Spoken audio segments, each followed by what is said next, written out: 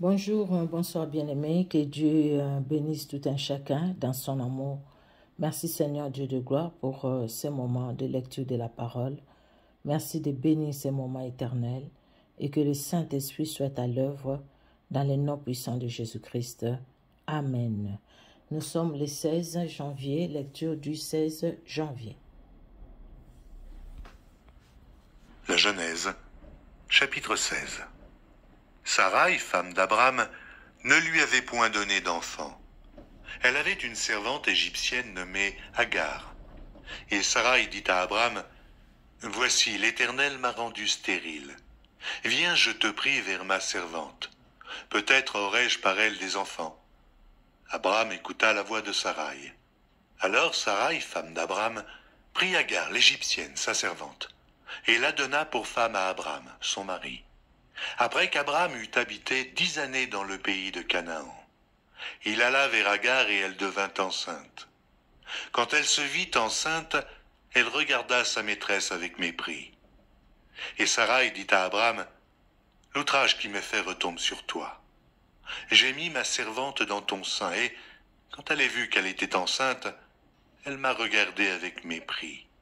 Que l'Éternel soit juge entre moi et toi. » Abraham répondit à Sarai, « Voici, ta servante est en ton pouvoir. Agis à son égard comme tu le trouveras bon. » Alors Sarai la maltraita et Agar s'enfuit loin d'elle. L'ange de l'Éternel la trouva près d'une source d'eau dans le désert, près de la source qui est sur le chemin de Chour.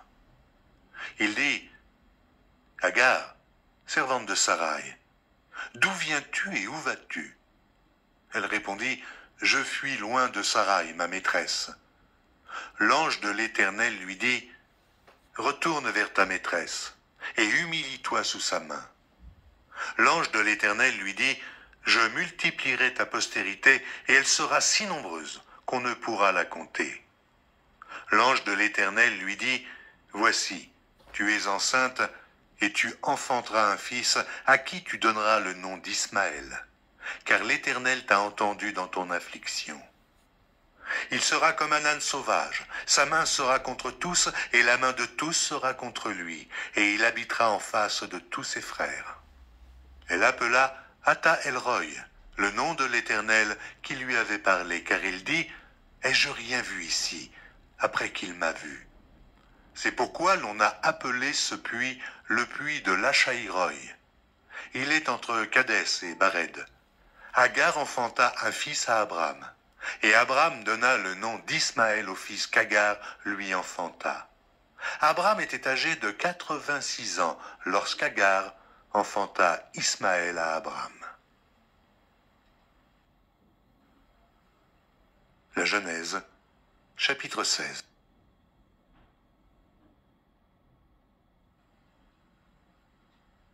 La Genèse, chapitre 17.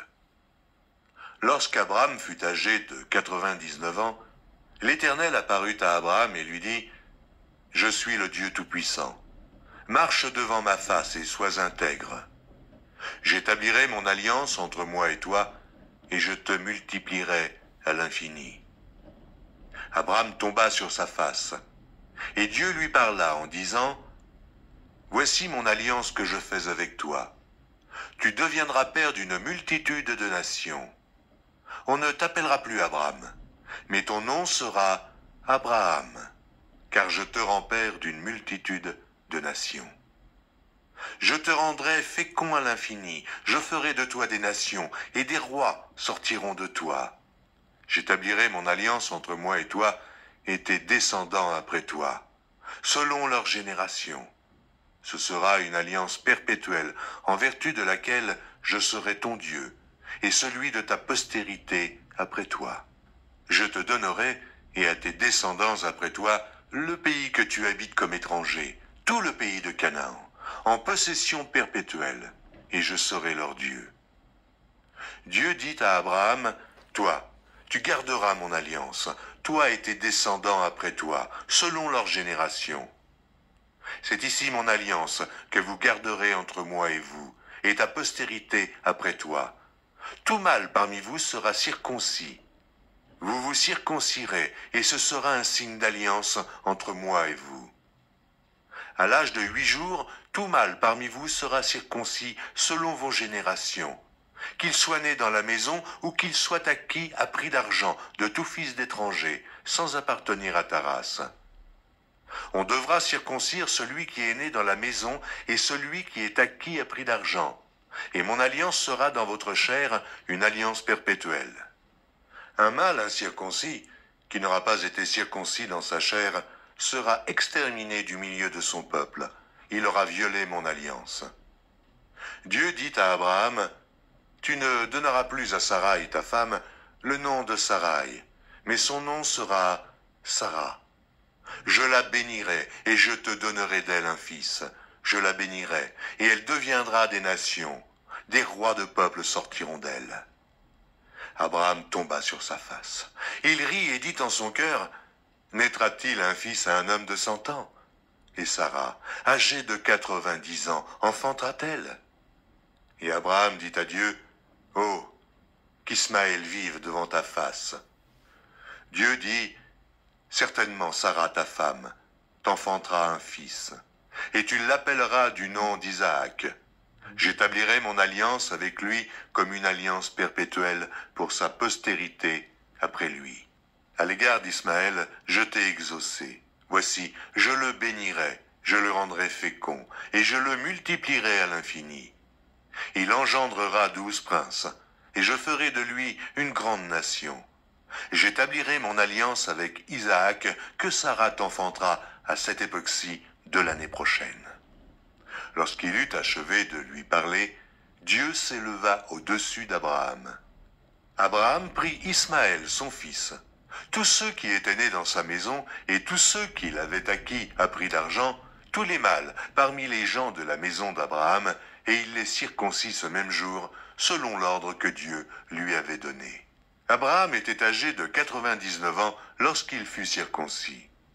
Ismaël, son fils, était âgé de 13 ans lorsqu'il fut circoncis. Ce même jour, Abraham fut circoncis ainsi qu'Ismaël, son fils. Et tous les gens de sa maison, nés dans sa maison ou acquis à prix d'argent des étrangers, furent circoncis avec lui.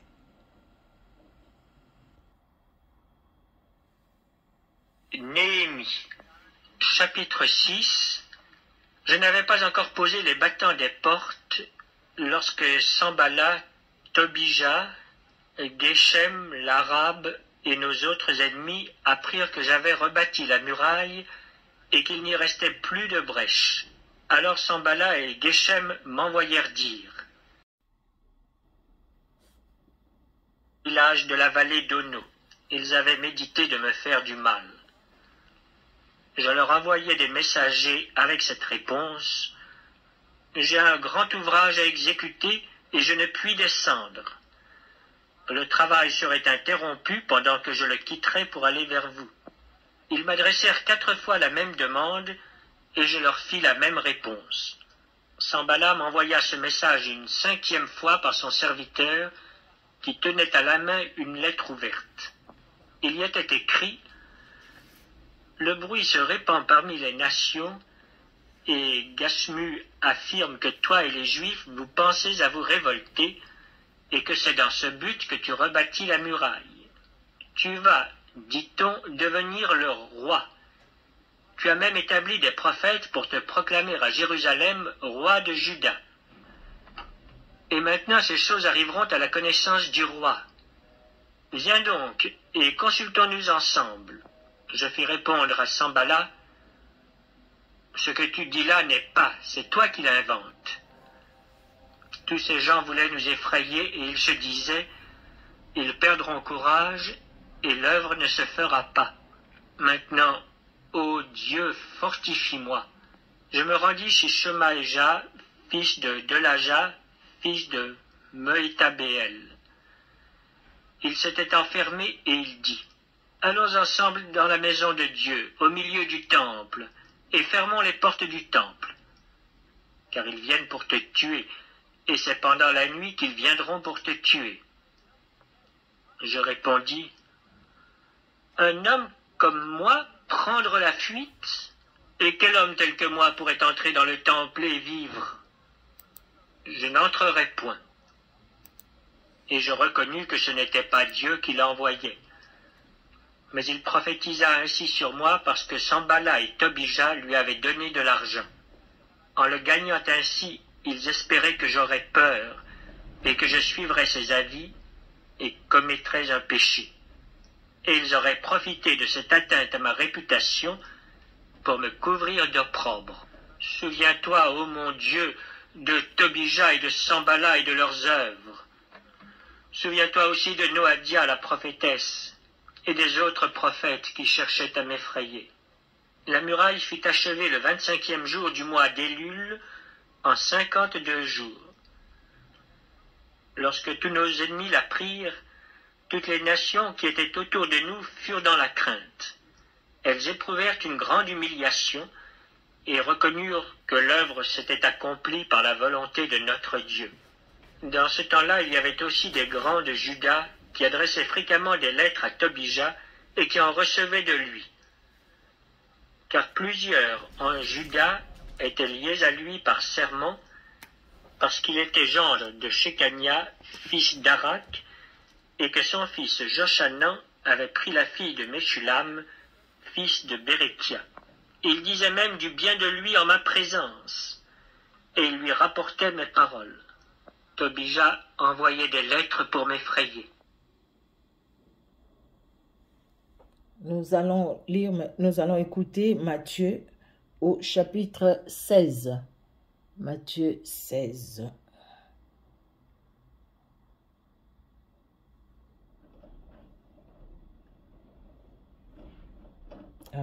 Excusez-moi. Matthieu chapitre 16. C'est ce que j'ai mis, hein? Oui, Matthieu 16, c'est ça.